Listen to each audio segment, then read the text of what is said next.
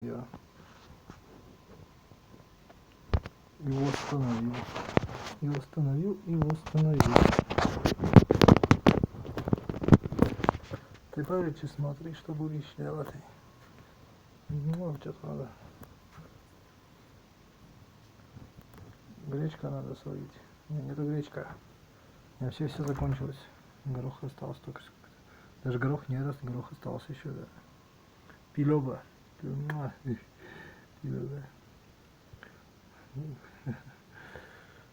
Нет, да.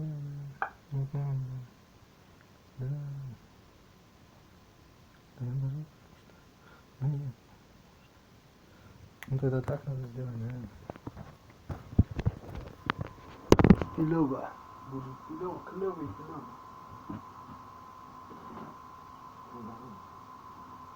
Девчонский.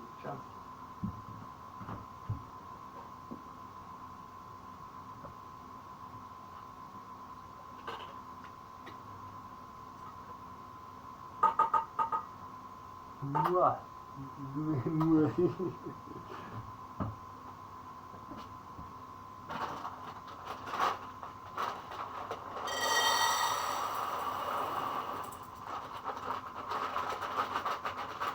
Сними куда ты видишь.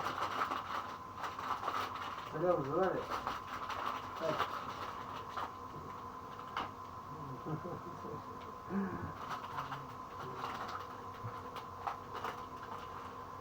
Видите,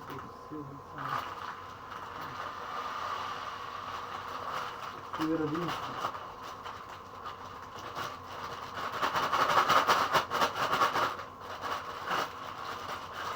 Северодвинский. Еще раз повторю. Поднарайся. Тут и нарежь, давай скорее я. Наряжайтесь. Люблю. Это самый точно.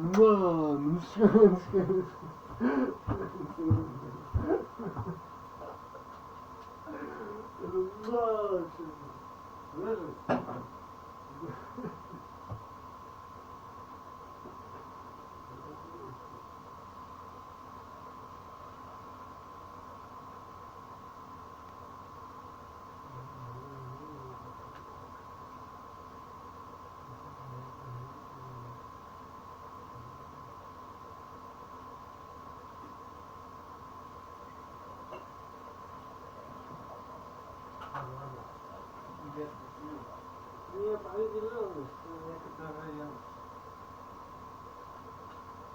имеется в наличии, как говорится.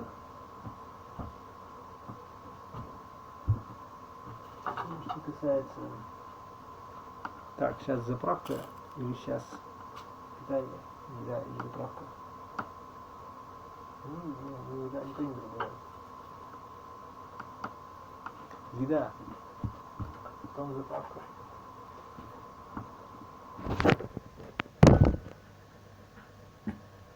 Зря, нет, не зря, зря день пройдем все-таки, да. Смотри, сколько узнал. Ты знаешь, где университет?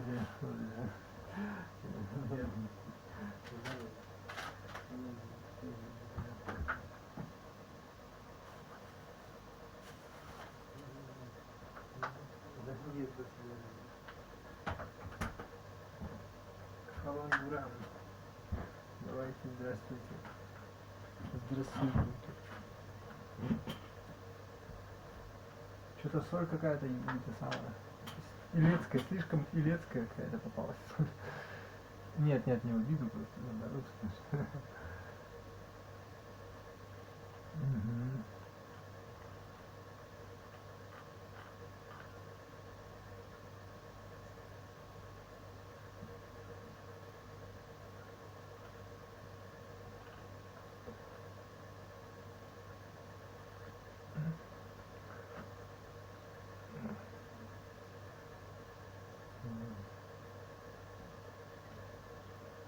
В смысле, что делать надо вас? Что делать? В смысле, что делать надо?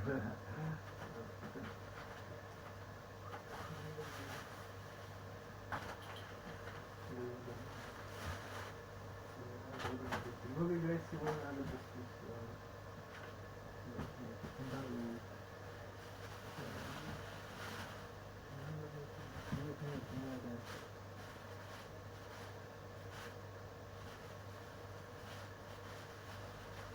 Ну а что сделаешь ты? Куда ты идешь? Вот это есть, да, такая игра. Вот и думай про кого-нибудь. Простите, на чем так? Да.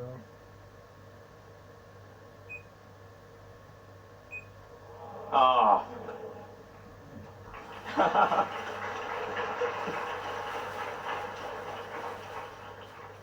I was a lot better when I did it before this, but anyways. So the combo system added a new depth to the game. It basically gave the game a higher difficulty option for the more experienced players, while not making it be an option that you selected at the beginning of the game. Trying to keep the combo count meant that the player had to constantly utilize the gumboots to avoid ground and accurately adjust self-placement and land on enemies. It made the game be even more fast-paced and gave the player even more reasons to be shooting from gumboots. At this point, I felt like I had maximized the utility of the gumboots, and as a result, I had a pretty solid gameplay, and so I went on to giving thought to other elements in the game. And that's pretty much it for polishing the boots. This was about 10 months of development time before finally having the main gameplay that I was content with the total development time of the game being around 15 months. And in the final 5 months, I could finally focus on adding different areas, various upgrades, weapon types. I worked with Eirik and Jonas on the audio, and then finalized and released. So what I talked about today was very specific to download, and so these knowledge alone probably won't be of much use to the most of you, but to make a very broad point, I think it might be a good practice in general to focus on what makes your game special and make that part shine as much as possible with the surrounding gameplay. The gumboots idea alone wouldn't have made the game all that special, but rather the rules and the mechanics I added around it made the whole thing click. Thank you for listening. It's a bit short.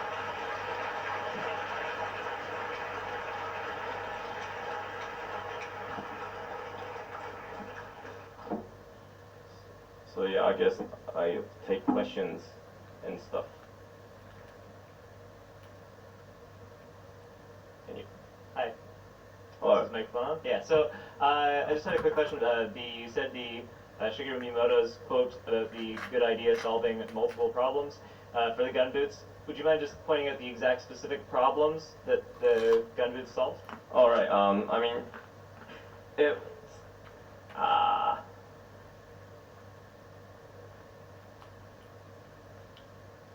Well, I meant that it served multiple purposes, and it solved problems regarding gameplay that it could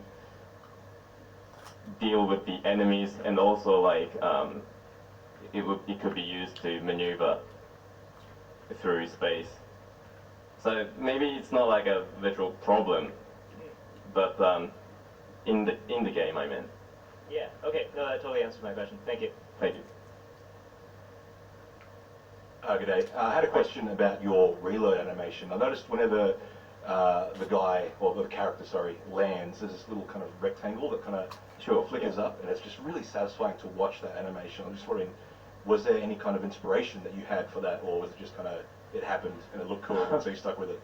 Actually, that animation was a placeholder thing that I made in like 5 seconds, and so yeah, I didn't give much thought to it, but it just felt right, so I just kept it in. Cool. I'm sorry I couldn't provide you with anything else. Sorry. Hi. Hello. I have one question and one half question. Sure. Do you think that this talk will probably inspire people to find new and unique ways to finding great mechanics that will stick with their games? Or did you have another goal for this talk?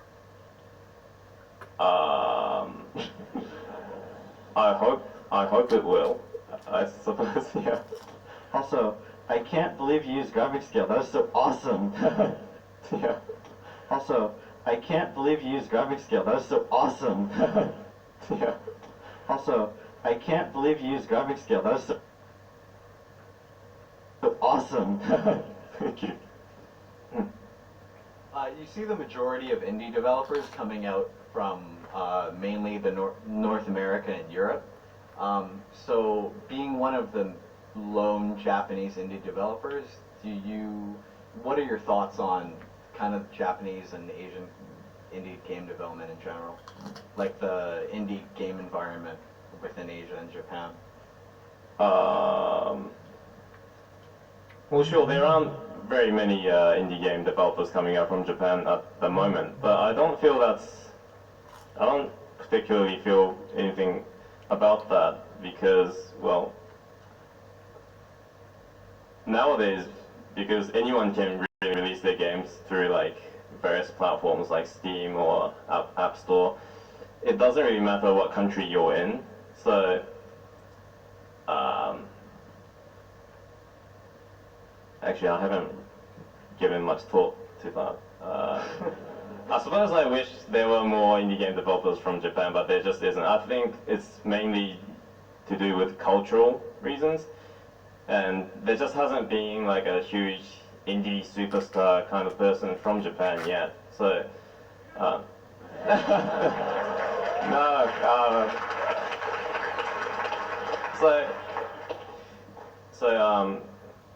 except for me, there aren't many people that maybe like younger generation of people would look up to and be like, oh, I want to be indie developers. Well, there just aren't many of that in Japan. So I suppose that's part of the reason why there aren't many. Hi. You mentioned you like Spelunky's like surprising depth. Do you have any plans or interest in going back to Danwell and adding more secrets like Spelunky has? I don't think I'll be going back to Downwall. I just want to move on to the next project at this moment. Cool. Thanks. Hello. Hi. I was wondering if you could talk more about the wall jumping mechanic in more detail. Oh, okay. The wall jumping mechanic I added, like, secretly was just a nod to Super Metroid, because I like Super Metroid so much. I really added at like a very late stage in development. I didn't give much thought to that one either. That's fine. I just remember seeing it for the first time and I thought, wow, this must have been, like maybe it was a stroke of brilliance or something on the part of the developer, but I think it was a really, really nice part of the game. Really tied the room together. Thank you. Thank you. How did you decide to make this a paid app versus free-to-play? What's that? How did you decide to make this a paid app versus a free-to-play? Like, Oh, I just like paid apps more. More.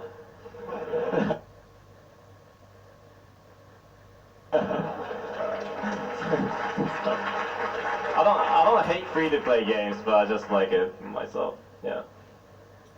Hi.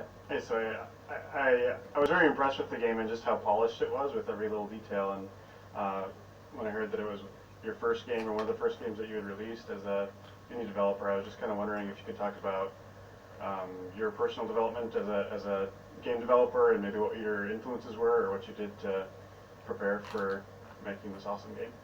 Oh, well,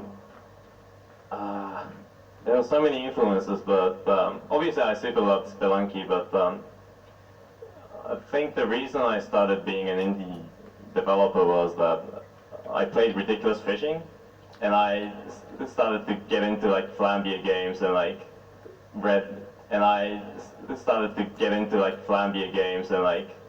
read a lot of stories about how they were, and like found that they were just like a couple of not normal guys, but like they were humans. They were just like people like me. So I felt like maybe I might be able to make a game as well. I don't know. I don't mean to say that like no.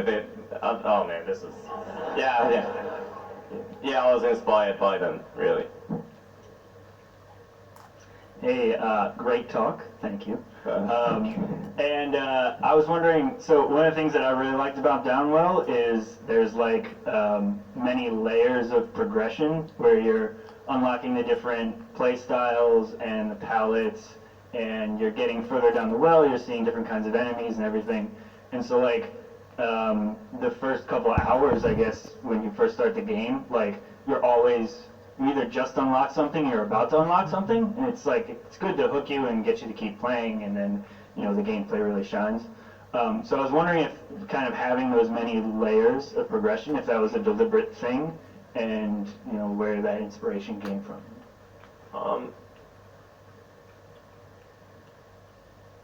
Well, the unlock system was added just so that there was more reasons to replay the game. If it was up to like, I was initially against adding something like that because it kind of seemed like I was not confident enough with the main game that the players might not replay the game without those like added replayability stuff. But basically, I just found I just came up with the palette system idea. So I needed a way to implement that into the game, and just felt like an unlock system made sense. And I just added it in there. I keep saying this, but I didn't give all that much thought to that one either. It just made sense to me. Saying this, but I didn't give all that much thought to that one either. It just made sense to me, really. So just keep adding stuff, and then... Yeah, keep adding stuff, and like, keep them if they work and trash them if they don't. Got it. Sorry. No. That, I mean, it seems like that's kind of what you did in all the iterations of it. So. Yeah, it was exactly what I did. Hi, so I noticed a couple of things. First, you mentioned that most Japanese devs don't have like a local role model to look up to, and that makes sense. Then you mentioned that Vlambeer was sort of your role model. So, you know, you didn't need a local, like a Japanese role model. And third, your English is suspiciously good. So, is there something going on there? Like, is there anything that makes you, you know, have this scope that maybe, you know, eludes? Well, so I think I'm a rare case of a Japanese in that I spent my youth in New Zealand. I lived in New Zealand for 5 years when I was young, and during that time I got into video games, so naturally I grew up playing non-Japanese games. And even after I went back to Japan, which was when I was around 15, I kept on playing the Western games and had interest in like the non-Japanese games. So yeah, I was really I've been reading all the English gaming websites and stuff since then. And indie games, like Ridiculous Fishing and games like indie games in general, they aren't as big as they are in the West as in Japan. It's just not as popular in Japan. So but I like Western games, so I had a chance to be playing them, basically. You got the best of both worlds. Sorry, I didn't hear that one. I said you got the best of both worlds. Yeah, I suppose I did. Thanks. Thank you. Oh, okay. Thank you. Oh.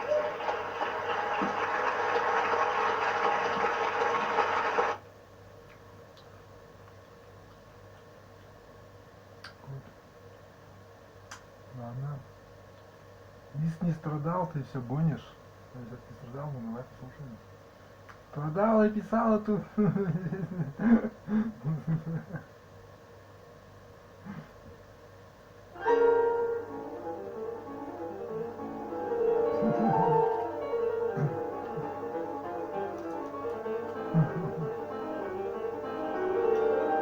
Пианист просто не играл.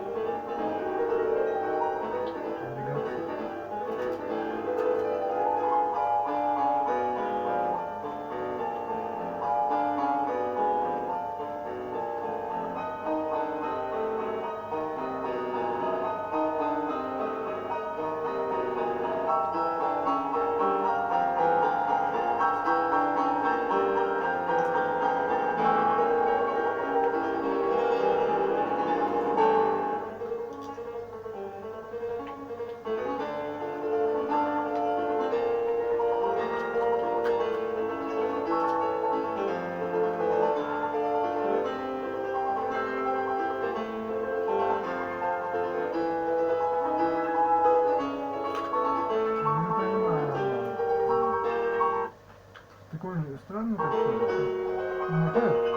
Немного странно, да?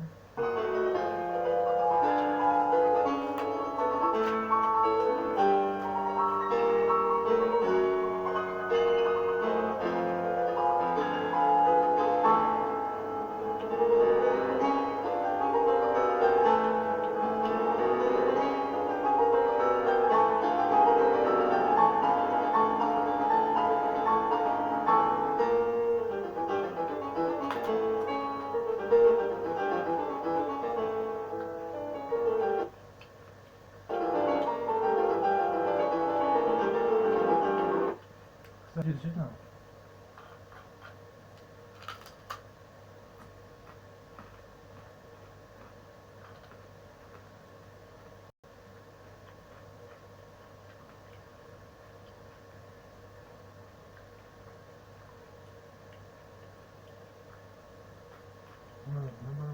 Нормально.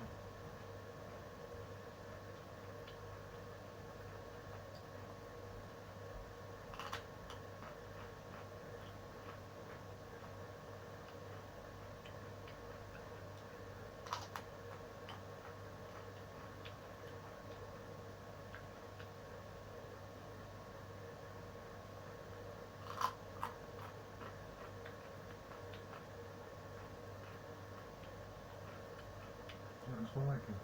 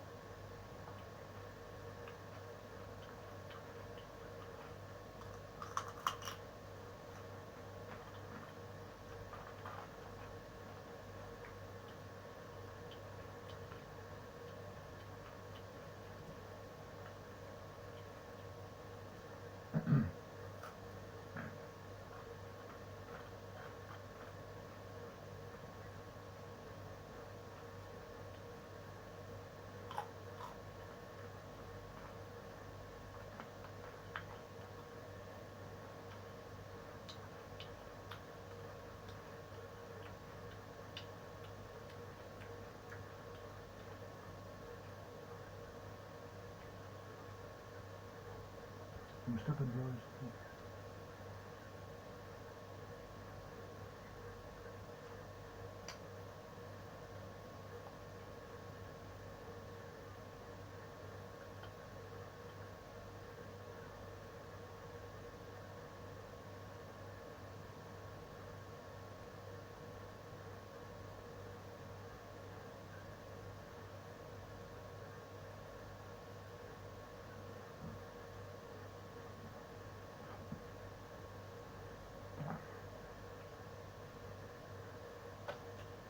Хадали, и написали.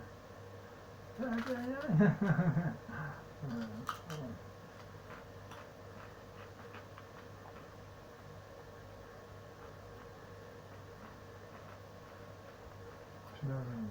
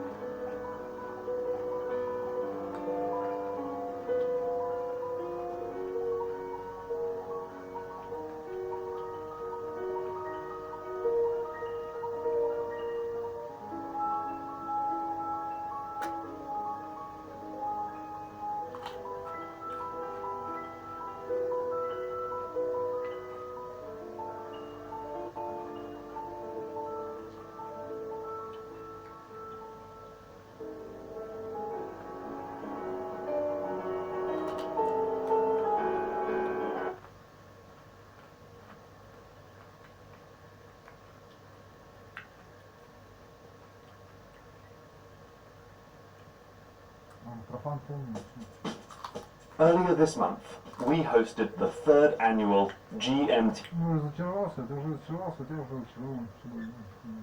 EK Game Jam, which is a game-making marathon where participants have to design, develop, and release a game in just 48 hours.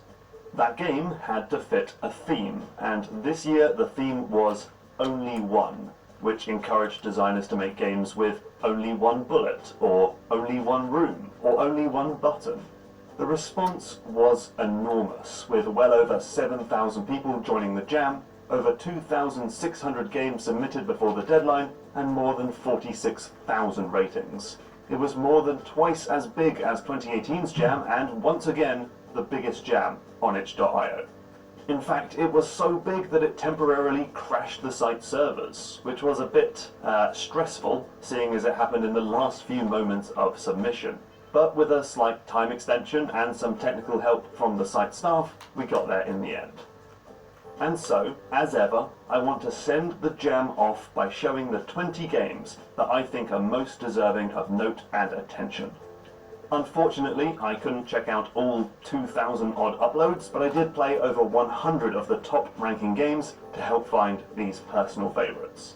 So, without further ado, let's jump in to the rundown of the best games of the GMTK Game Jam for 2019, which is in no particular order. Lots of games in the jam went for the one projectile idea, like Missile Control, where you guide a bullet after it's shot, or Unload It, where you shoot a bullet but then draw it back to you with a big magnet. Of the lot, Kikashay is the best one I played. So, playing as this cute little ninja, you throw out a single shuriken per level, with the goal of hitting every red cube and turning them green. Once the shuriken is in play, it bounces off walls, rips through enemy turrets, and triggers explosive barrels. And your only control is to, well, as the name suggests, kick it. Walk up close to the shuriken and click the mouse button, and you can boot the spiky projectile and alter its trajectory.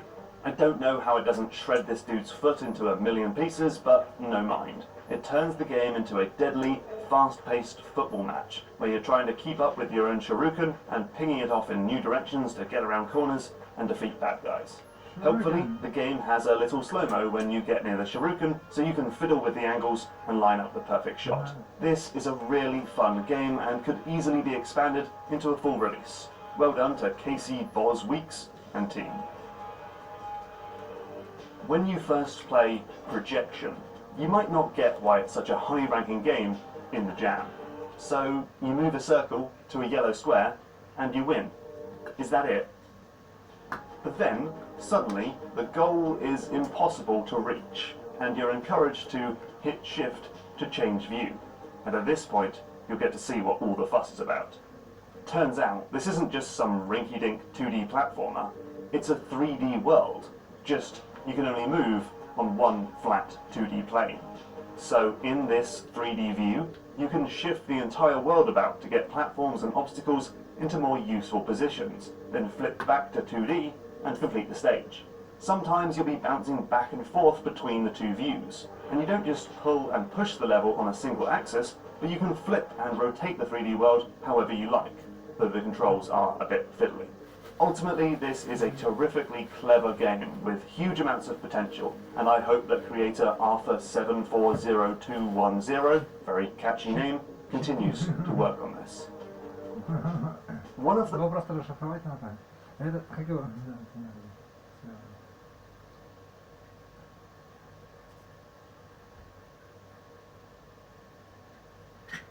The problems I find with tower defense games is, after you've put down a few good towers, you're pretty much set. The enemy force can't possibly get past your ironclad defenses, and you basically just busy yourself with upgrading your towers until the end of the round. Tower bag definitely doesn't fall in your towers until the end of the round. You're pretty much set. The enemy force can't possibly get past your ironclad defenses, and you basically just busy yourself with upgrading your towers until the end of the round. Tower bag definitely doesn't fall into this trap, because you only have one tower.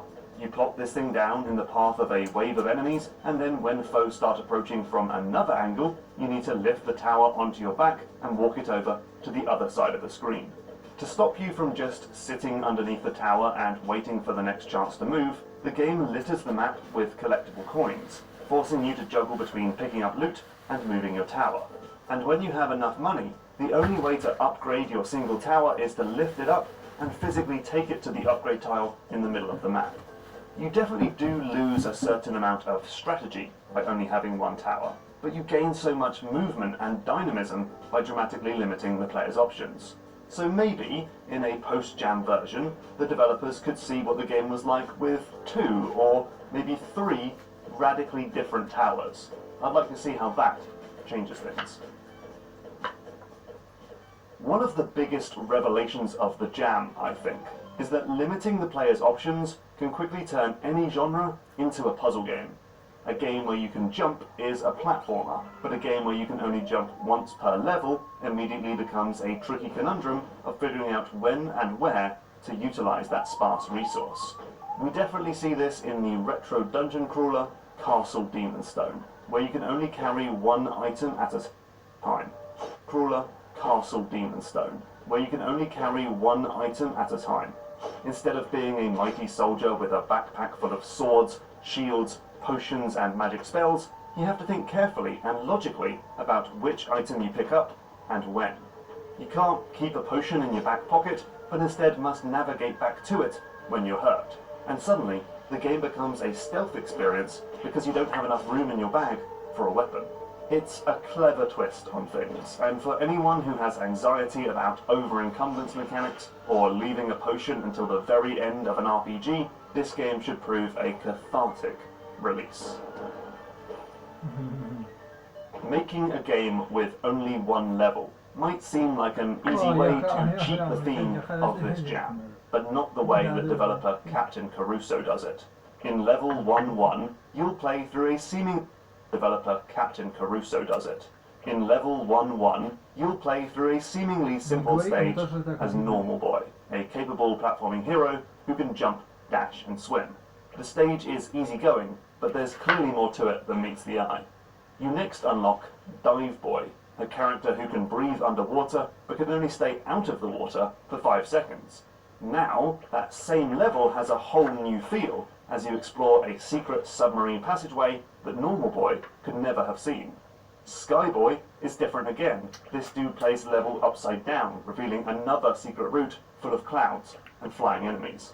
Each character has both advantages and disadvantages. Greedy Boy, for example, is very fast, but dies if you don't constantly feed him coins, while Dash Boy can dash farther, but dies if he touches the water. A single stage becomes a varied and challenge-filled playground because your avatar is constantly throwing curveballs. And because my mind often wanders to the topic of Metroidvanias, I started to envision a game where you'd need to play as different characters to fully explore one world. And what...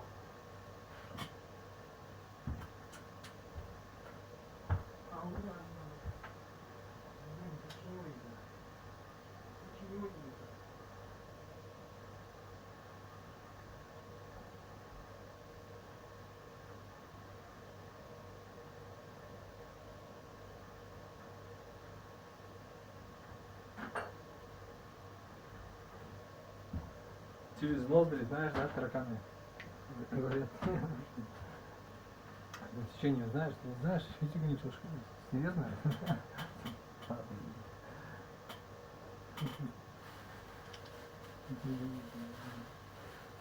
Ну такие бывают. Мытка.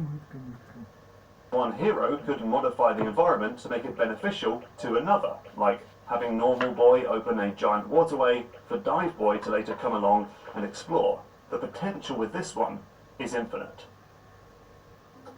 Here's a lovely game with a French name I won't even try to pronounce. Let me just give you the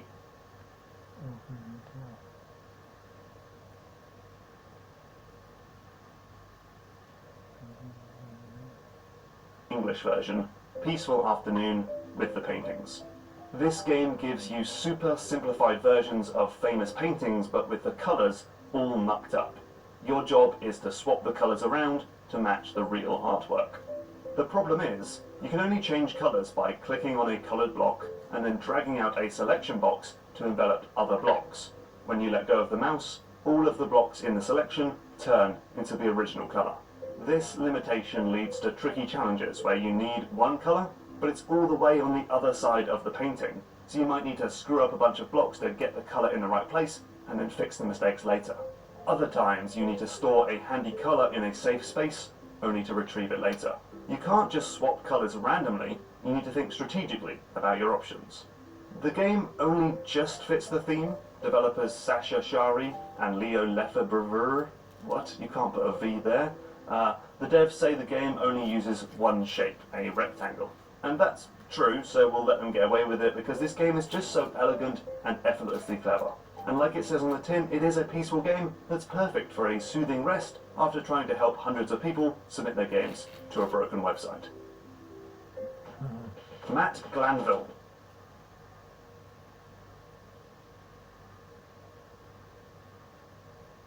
Эй, я не хотел нажимать. One of the most common misconceptions is that complex spinal. Thank you.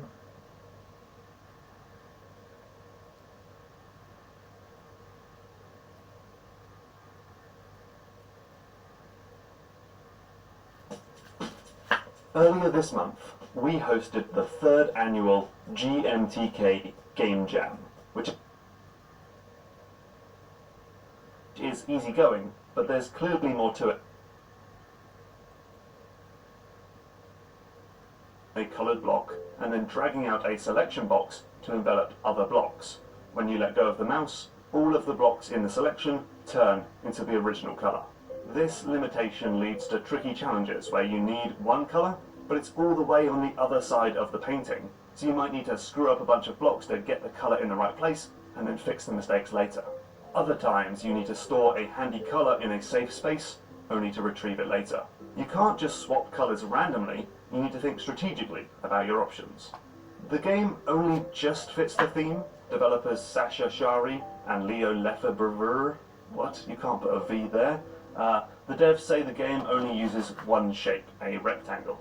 And that's true, so we'll let them get away with it because this game is just so elegant and effortlessly clever. And like it says on the tin, it is a peaceful game that's perfect for a soothing rest after trying to help hundreds of people submit their games to a broken website. Matt Glanville didn't know that his one-button game, Switch and Shoot, was the inspiration for this year's theme.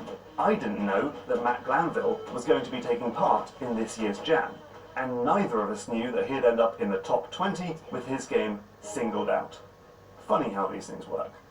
But I had to pick this because it's just so much fun. You are a sniper trying to take out an intergalactic criminal who has snuck into a crowd of innocent civilians. All you see, I had to pick this because it's just so much fun. You are a sniper trying to take out an intergalactic criminal who has snuck into a crowd of innocent civilians.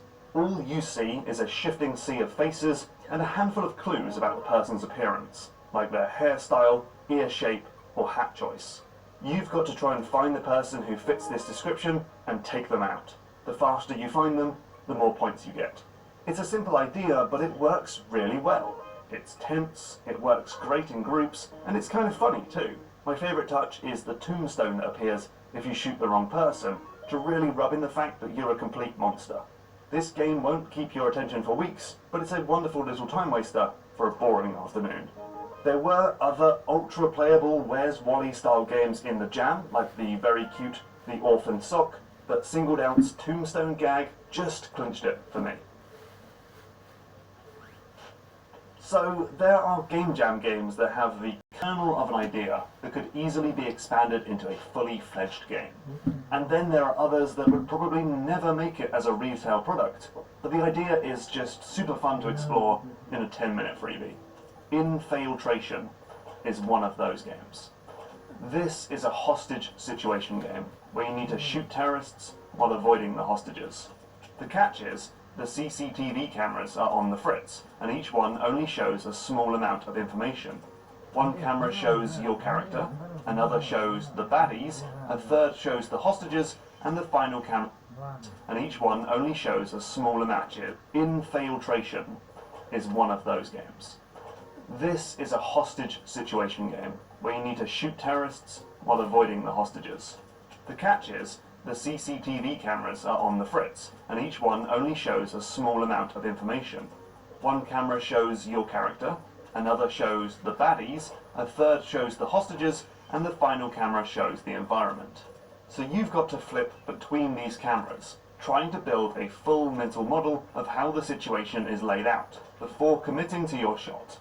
You've got bouncy rubber bullets that ping off walls and smash through windows, but are you sure that the bullet is going to bounce off the wall and into the terrorist's face? Or is it going to ricochet off in the other direction and injure a hostage? Better flip between the cameras for a bit longer. Like I say, this probably isn't going to go anywhere. The setup is as contrived as hell, and the novelty wears off quick. But I still had a lot of fun playing it, and spent way longer than I expected lining up shots and figuring out my next move. Which all goes to prove that intense restrictions on the player can lead to some really interesting gameplay. Intercom is a super smart game. You don't play as this poor blind prisoner. You play as some omnipotent observer who can communicate with the prisoner through an intercom that can only play a single sound. But with this rather limited line of communication, you can enter Morse code-like communiques to tell your prisoner pal things like yes, no, go, and jump. What I really like about this, and the thing that really propelled it onto this list, is that the developer lets you pick the codes yourself. Creator J.J. Morgan could have easily pre-programmed the commands for you, but no, you pick them yourself. When the prisoner asks you to choose a sequence of beeps that means go, it's up to you how you hammer the keyboard to create the command, and once you've picked it, it's yours for the rest of the game. And this creates this wonderful juggling act, where you need to remember all of the different commands and sound them off at the right time. One for go, and then another for jump, and wait, what did I say for jump? 4 short beeps, or 1 long one and 1 short one? With even more commands, it could get very complex. Sadly though, the game ends after only a few screens. Still, it's a lovely idea, and that simple act of personalization when making the beeps just gives the game so much heart and character. I would definitely like to see this expanded upon, just to see how manic the game gets when you've got to remember an entire lexicon of beeps and boops for commanding your unlucky prisoner. Next up is Hive Mind. This is a puzzle game where you control 2 characters with the same buttons, meaning if you hit left, both the green and the blue blob will go left.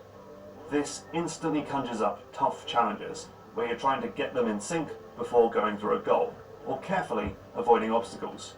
Your eyes will be darting back and forth between the 2 screens, and you'll have to think carefully before making any moves. This is just a well-made game and a well-executed idea, and I can say I greatly enjoyed my time with beeps that means go. It's up to you how you hammer the keyboard to create the command, and once you've picked it, it's yours for the rest of the game. And this creates this wonderful juggling act, where you need to remember all of the different commands and sound them off at the right time.